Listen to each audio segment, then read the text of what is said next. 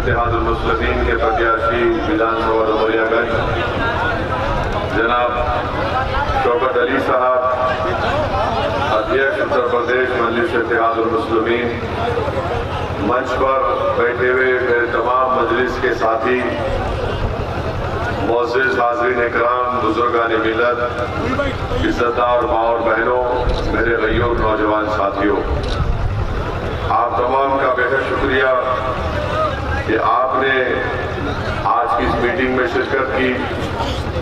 इस विधानसभा में मजलिस इत्तेहादुल मुस्लिमीन के प्रत्याशी की 3 तारीख से पहले ये आखिरी मीटिंग है और आज प्रचार करने का वक्त 5 बजे खत्म हो जाएगा।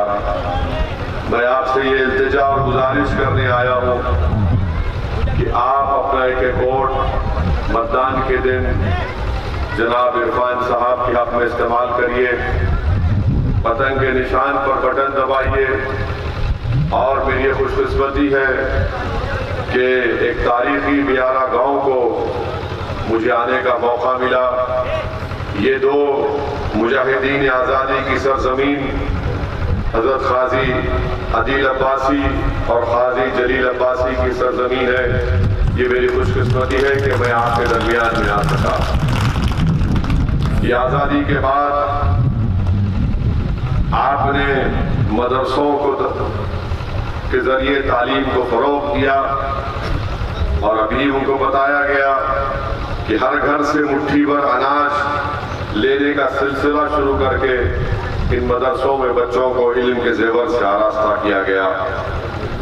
और मरहूम क़ाज़ी अब्बासी जलील अब्बासी साहब मंत्री भी थे, सांसद भी थे, आज तक भी उनके नाम से कोई चीज़ नहीं रखी गई है।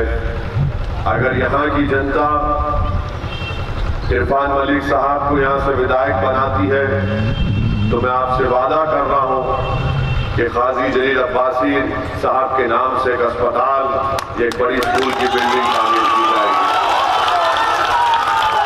मेरे अजीज दोस्तों और बुजुर्गों, आपको ये भी बताना जरूरी समझते हैं कि भागीदारी परिवर्तन मोर्चा का हिस्सा मजलिस इत्तेहादुल मुस्लिमीन है और इसके कन्वीनर बाबू सिंह कुशवाहा साहब हैं।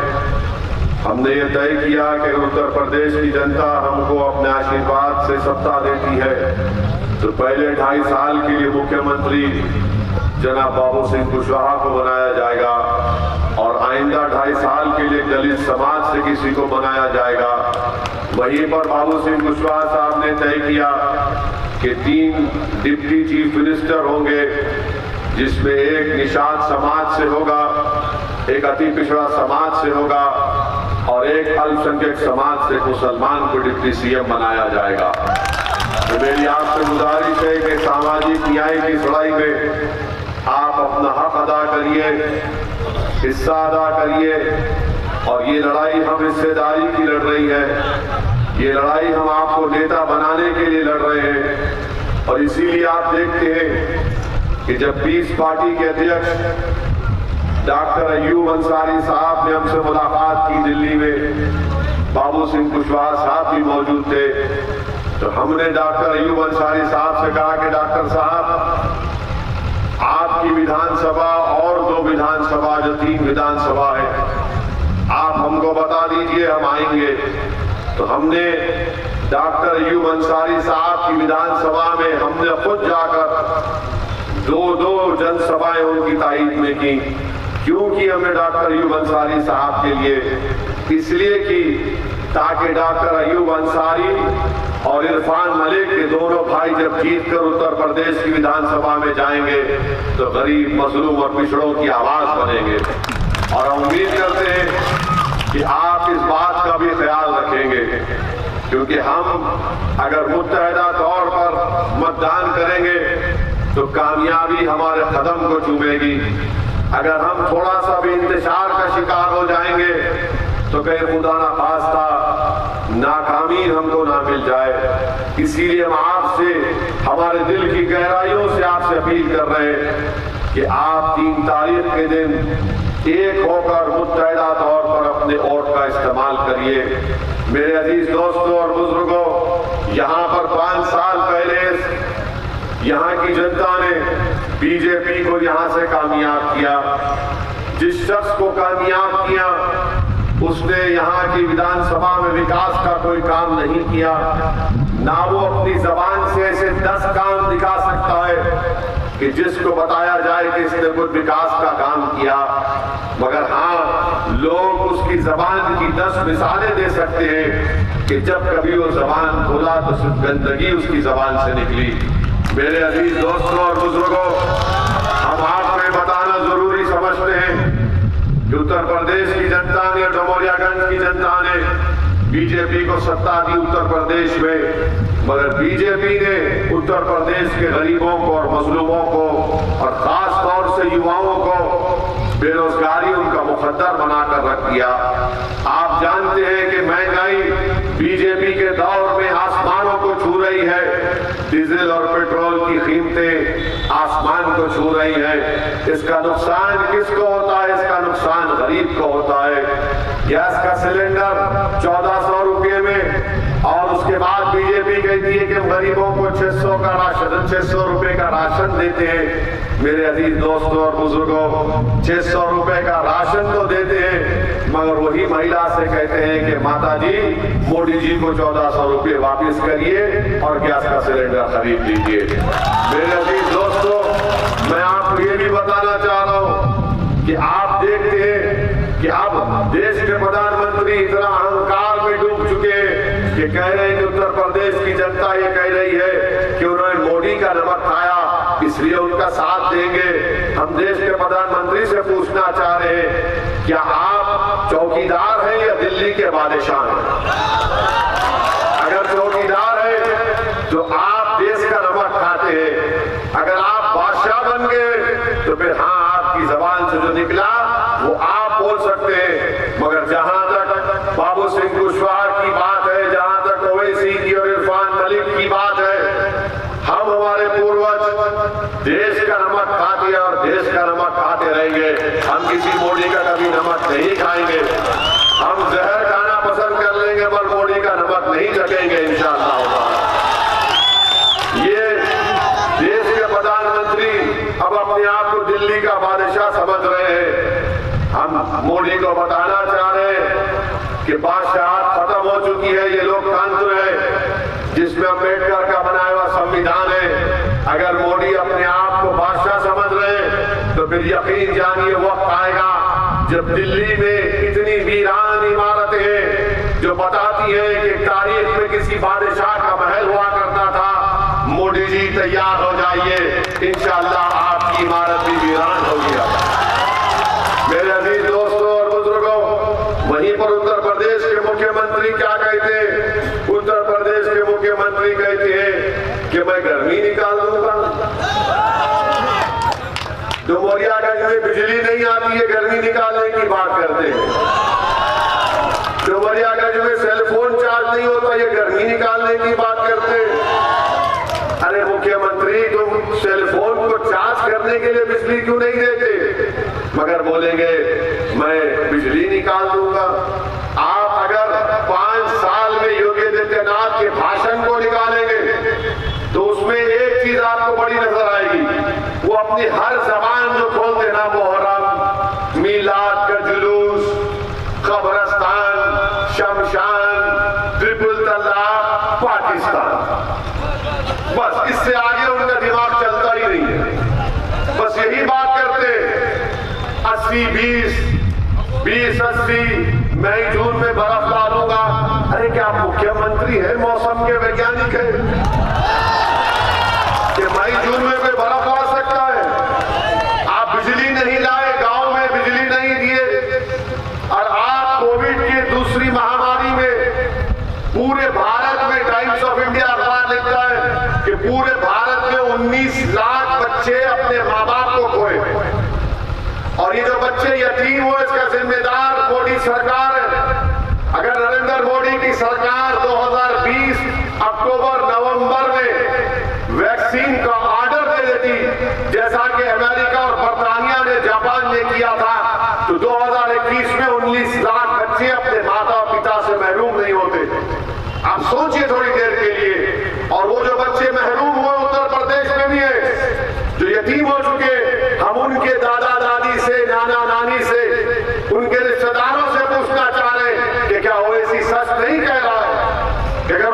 वैक्सीन मिल जाती तो उनकी माँ और उनका पिता नहीं मरता। मगर आज मोदी सरकार की गलतियों की वजह से देश के 19 लाख बच्चे यतीम हो चुके हैं। वहीं पर उत्तर प्रदेश में हमने देखा कि गंगा के पानी के ऊपर लाशें गिर रही थी, ऑक्सीजन नहीं मिल रहा था, दवाएं नहीं मिल रही थी, मगर इसके बावजूद भी जो मोदी का भक्त है वो बोलेगा नहीं वो वैसी है ना इसलिए मोदी को वोट देंगे। आप बताइए ये क्या इनको ये बर्बादी नजर नहीं आ रही है? तबाही और बर्बादी। उत्तर प्रदेश में अनएम्प्लॉयमेंट बेरोजगारी 4% हो चुका है, इनके पास इसका कोई जवाब नहीं है। मेरे अजीज दोस्तों और बुजुर्गों, वहीं पर आप देखेंगे कि मजलिस की कामयाबी को रोकने के लिए समाजवादी के लोग बोलेंगे नहीं बीजेपी है उसको रोकना है, हमको वोट दो। मैं आपको, क्योंकि ये मुजाहिदीन आजादी की सरजमीन है, ये सरजमीन उन गाजी अदील अब्बासी की और गाजी जलील अब्बासी की सरजमीन है। मैं आपसे अपील कर रहा हूं कि आप इरफान मलिक को भी जब वोट देंगे ना तो दो चीज का ख्याल रखिए। आप हमको वोट मजबूरी की हालत में मत दीजिए, मजबूती के लिए वोट दीजिए। मजबूर होकर आपने वोट दिया था सपा को, क्या किया? क्या वो जीत पाए 2017 में? उससे पहले भी दिया, नहीं जीत पाए। अब मजबूती के लिए आप वोट दीजिए, अपनी मजबूती के लिए आप इरफान मलिक साहब को यहां से विधायक बनाइए। और जो लोग समाजवादी के लोग कौम कौम कहते हैं ना, अल्पसंख्यक समाज मुसलमानों के दरमियान में आकर कहते हैं, मस्जिदों में बैठकर कहते हैं कि बीजेपी को हराना है। अरे क्या तुमने कभी ये सवाल का जवाब दिया कि आज उत्तर प्रदेश में हम आपको जानकारी दे रहे हैं, आंकड़े बता रहे हैं, आंकड़े ये बता रहे हैं कि जो लोग आज आपसे आकर कह रहे हैं कि कौम के नाम पर वोट दो, आपको मालूम कि उत्तर प्रदेश में अगर 10 मुसलमान बच्चे हैं उसमें से 7 पढ़ना लिखना नहीं जानते, हिसाब किताब करना नहीं जानते। अगर 10 है तो 7 हाई स्कूल मुकम्मल नहीं करते, 4% ग्रेजुएट है सबसे कम, बच्चा मजदूरी 4 और 15 साल की उम्र में सबसे ज्यादा मुसलमान। 2 एकड़ जमीन कितने मुसलमानों के पास है? 2% उत्तर प्रदेश के मुसलमान के पास 2 एकड़ जमीन नहीं है। आप बताइए फिर कौन जिम्मेदार है इसका? मैं जिम्मेदार हूं, मेरी तकरीर मेरा भाषण जिम्मेदार है। क्या आपने कभी सुना ये आंकड़े सपा के नेताओं की जबान से? और अगर इनकार कर रहे हैं तो जगह और वक्त बता दो, 3 तारीख से पहले तुम 5 मिनट मेरे सामने नहीं बैठ सकोगे, सच्चाई के ऊपर बने हुए हैं पूरे। आप बताइए, आप फॉरवर्ड क्लास से 6 साल पहले उत्तर प्रदेश में मुसलमान मर जाता है। कितने डुमरियागंज में बैंक खोले गए बताओ, कितने एटीएम की मशीनें खोली गई, कितना गरीबों को लोन दिया गया? सबसे कम, सबसे ज्यादा उत्तर प्रदेश छोड़कर देश के कोने कोने में जाते रोजगार की तलाश में तो मुसलमान 50%। अब फिर बोलते हैं बीजेपी। अरे तुमने क्या किया अखिलेश बताओ? तुम मुख्यमंत्री, तुम्हारे पिता मुख्यमंत्री, तुमको सत्ता मिली, तुमने क्या किया? तुमने कुछ नहीं किया, तुमने डर पैदा किया। तुम डर की बुनियाद पर, मजबूरी की बुनियाद पर वोट लेना चाहते हो। हम आपसे अपील कर रहे हैं कि ना मोदी से डरिए, ना योगी से डरिए, ना अखिलेश से डरिए, ना ओवैसी से डरिए। डरना अगर है तो जमीन आसमान के खालिक से डरकर अपनी मजबूती के लिए इरफान मलिक को वोट दीजिए। आज आपको यही बताने आए हैं कि मुत्तहदा अपने वोट का इस्तेमाल करिए। समाजवादी पार्टी के जो नेता हैं अखिलेश यादव, हमारे सवाल का जवाब दो। क्या तुमने उठकर 2019 जुलाई में अमित शाह के लाए हुए कानून का तुमने तारीफ नहीं की, समर्थन नहीं किया? तुमने वो कानून का बनाने में अमित शाह मोदी का साथ किया। जब दिल्ली में बैठा हुआ एनआईए का इंस्पेक्टर इरफान मलिक को आतंकवादी घोषित कर सकता है बगैर किसी कोर्ट के फैसले के, ये अखिलेश तारीफ किया अमित शाह की, और सपा वाले बीजेपी का डर दिखा के हमारी बर्बादी का कानून बनाने में तुम मोदी अमित शाह का साथ देते हो और ओवैसी का डर दिखाते हो। हमारे नौजवान दिल्ली के तिहाड़ जेल में, महाराष्ट्र के जेल में, उत्तर प्रदेश के जेल में इस यूएपीए के कानून में इनकी जवानी सड़ रही है।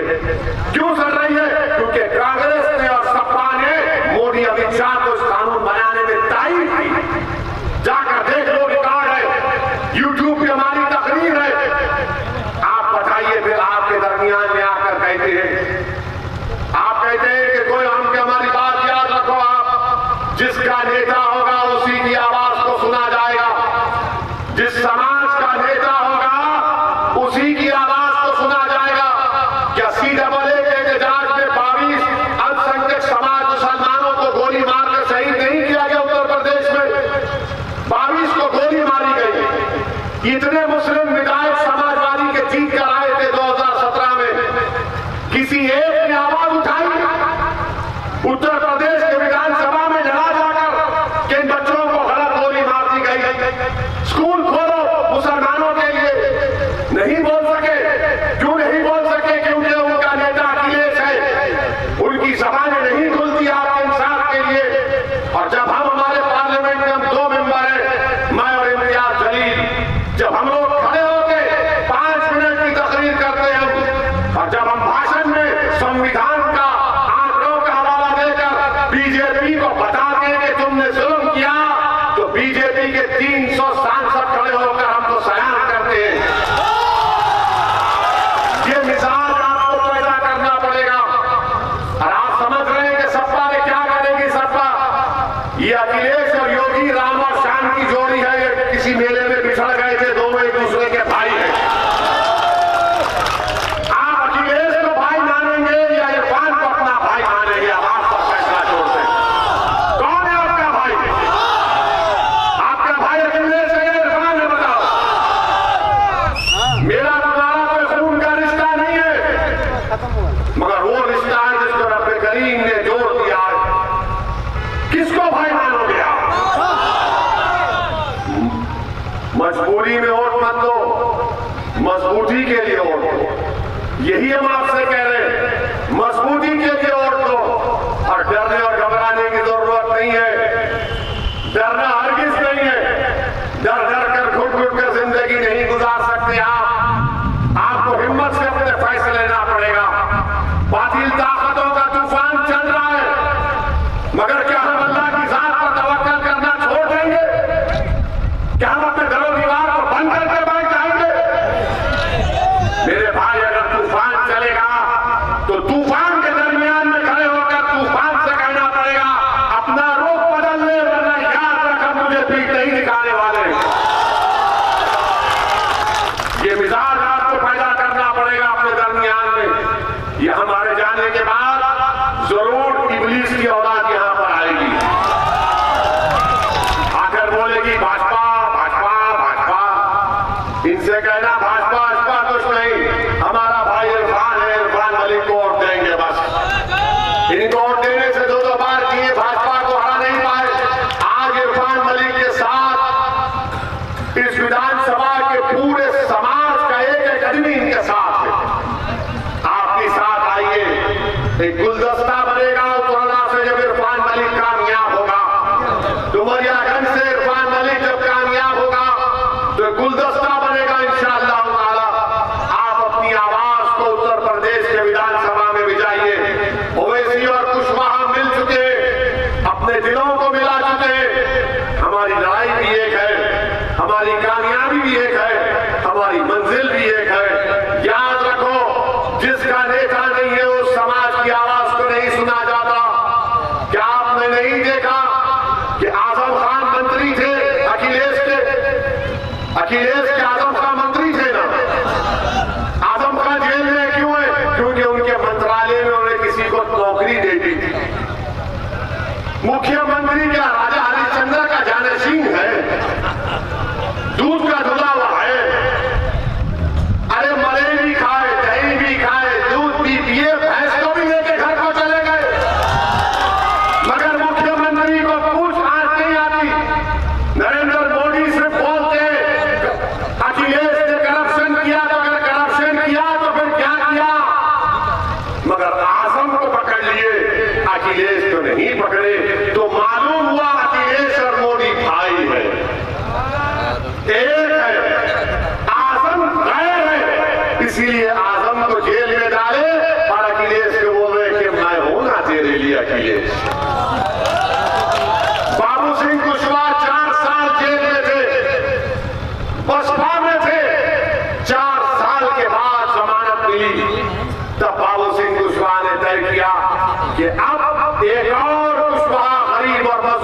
मिश्रा जेल को नहीं जाएगा, मैं हिस्सेदारी की लड़ाई लड़ूंगा।